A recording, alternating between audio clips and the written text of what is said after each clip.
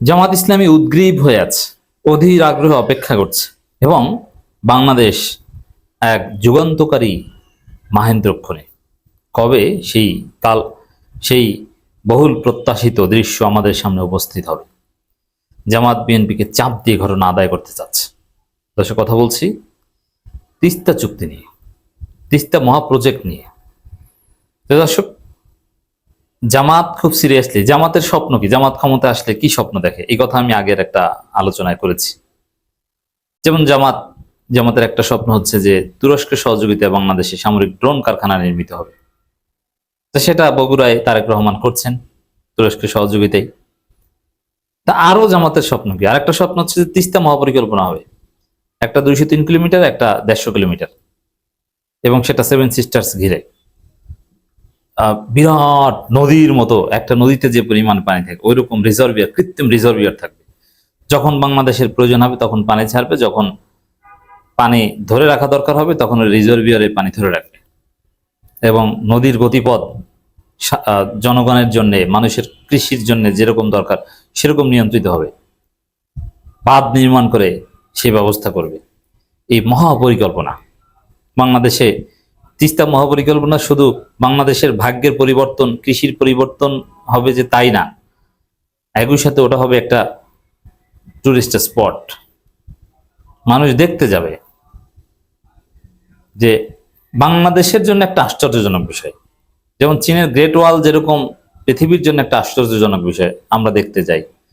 এরকম তিস্তা মহাপরিকল্পনা যদি বাস্তবায়ন হয়, সেই বাঁধ, রিজার্ভিয়ার, এগুলো মানুষ দেশের বিভিন্ন প্রান্ত থেকে দেখতে যাবে। এটাকে কেন্দ্র করে পুরো উত্তর অঞ্চলে একটা টুরিস্ট নগরী হিসেবে নতুনভাবে আত্মপ্রকাশ করবে। উত্তর অঞ্চলে তো মানুষ ঘুরতে যায় না, তো গরিব এলাকা, ওখানে তেমন কিছু নাই দেখার, কিন্তু তিস্তা মহাপ্রজেক্ট দেখতে যাবে। তো জামাত ইসলামীর এটা একটা স্বপ্ন যে তিস্তা মহাপরিকল্পনা হবে, যার মাধ্যমে পানি নিয়ন্ত্রণ হবে এবং ভারতও একটা চাপে থাকবে, এবং এটা চীনের অর্থায়নে, চীনের সহযোগিতা হবে। এটাই জামাত ইসলামীর স্বপ্ন। এখন সেম কাজ যে কোনো মূল্যে বিএনপি সরকার করবে বলে ঘোষণা দিয়েছে সরকার। পানি সম্পদ মন্ত্রী ক্লিয়ারলি বলেছেন যে তিস্তা মহাপরিকল্পনা অন্য নামে হোক, যেভাবে হোক, এটা আমরা করবোই। তা জামাতের স্বপ্ন আর বিএনপির স্বপ্ন এখানে মিলে গেছে। এই জন্য জামাত আরো বেশি উদ্গ্রীব হয়ে অপেক্ষা করছে যে কবে শুরু হবে, কবে শুরু হবে। এটা নিয়ে বিএনপি সরকারকে চাপ দেওয়ার চেষ্টা করছে। দর্শক, আমিরে জামাতের বক্তব্য, তিস্তা মহাপরিকল্পনা বাস্তবায়নে সরকারের অঙ্গীকারের অগ্রগতি দেখতে চায় জনগণ, জামাত আমির। এর মানে তিস্তা মহাপরিকল্পনা, এটা সরকার অঙ্গীকার করেছে, এটা একটা ভালো জিনিস। সরকার অঙ্গীকার করেছে, এটা আমরাও চাই, আমাদের স্বপ্ন। অতএব কবে করবেন ভাই, জনগণ দেখতে চায়, তাড়াতাড়ি করেন, তাড়াতাড়ি করেন, তাড়াতাড়ি করেন, তাড়াতাড়ি শুরু করেন। তো এটা আমাদের পুরো জাতির জন্য একটা পজিটিভ দিক। যখন সরকারি দল বিরোধী দলের স্বপ্ন একই থাকে এবং দুই দলই একই উদ্দেশ্যে কাজ করে, এবং একদল আরেক দলকে বলে যে ভাই তাড়াতাড়ি করেন, তাড়াতাড়ি করেন, আপনারাই তো বলছেন।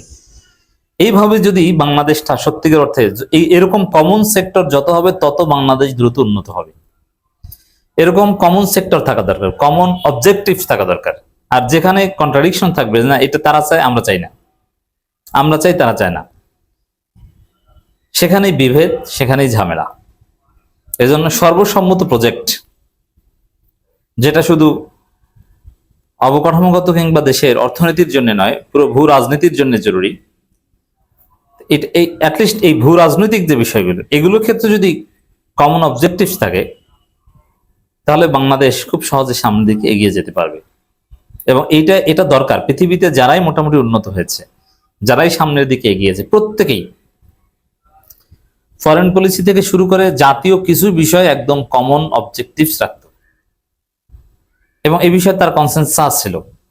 হ্যাঁ, ইন্টারনাল কিছু বিষয় তাদের মধ্যে দূরত্ব থাকবে, ইটস ভেরি নর্মাল, বাট জাতীয় মৌলিক বিষয়ে তারা এক। সরকার পরিবর্তন হবে, কিন্তু জাতীয় মৌলিক বিষয় এক থাকবে, সবার লক্ষ্য উদ্দেশ্য এক থাকবে। যুক্তরাষ্ট্রের দিকে তাকান, ডেমোক্রেট এবং রিপাবলিকানদের মধ্যে যথেষ্ট দূরত্ব আছে, কিন্তু তারপরও মৌলিক ক্ষেত্রে সবাই এক।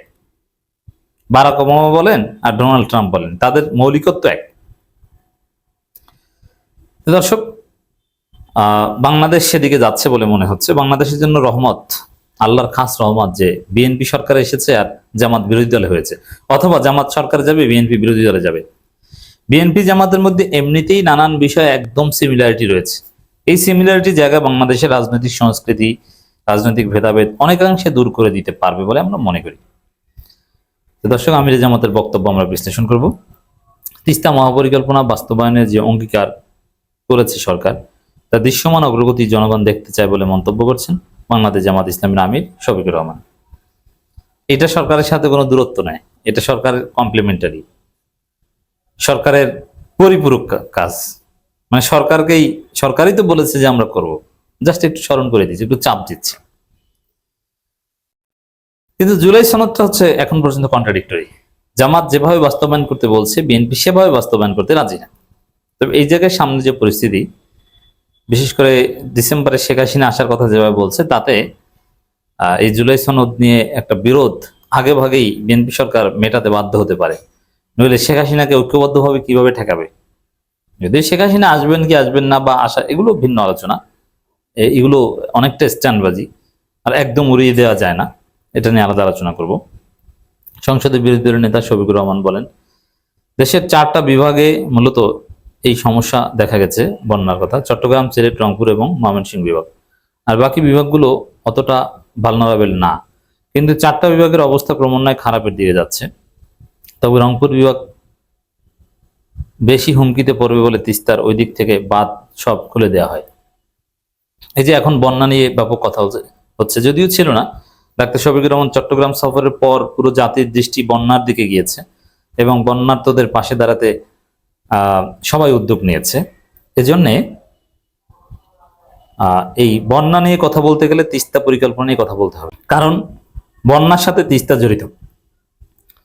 তিস্তা মহাপরিকল্পনা বাস্তবায়িত হলে উত্তরাঞ্চল আরো বিরাট কয়েকটা জেলা, সেখানে বন্যা পরিস্থিতি নিয়ন্ত্রণ করা যাবে। তো দর্শক, তিনি আরো বলেন, তাহলে যেটা প্রত্যেক বছরই হয়, এটা দুঃখ হয়ে আসে, সেই ঝামেলাটা দেখা দেবে। এই জন্য আপনারা জানেন যে ইতিমধ্যে তিস্তা মহাপরিকল্পনা বাস্তবায়নে আমাদের পক্ষ থেকে জোরালো দাবি উত্থাপন করা হয়েছে এবং সরকারের পক্ষ থেকে এ ব্যাপারে অঙ্গীকার ব্যক্ত করা হয়েছে। কি সুন্দর দৃশ্য! বিরোধী দল জোরালো দাবি উত্থাপন করে, সরকারের পক্ষ থেকে অঙ্গীকার দেয় যে আপনারা যা বলছেন ওইটাই করব। এই জন্য হচ্ছে আরো বিভিন্ন বিষয় এরকম হোক, যে বিরোধী দল দাবি করবে, সরকার বলবে হ্যাঁ হ্যাঁ এইটাই করব, নিশ্চিত থাকেন এইটাই করব, যে কোনো মূল্যে আপনাদের এই দাবি বাস্তবায়ন করব। এরকম অনেকগুলো বিষয় যদি আমরা বিরোধী দল সরকারি দলের মধ্যে একটা কমন অবজেক্টিভস দেখি, মিউচুয়াল কোঅপারেশন এবং কমপ্লিমেন্টেশন দেখি, তাহলে বাংলাদেশ এগিয়ে যাবে, অনেক দূর এগিয়ে যাবে।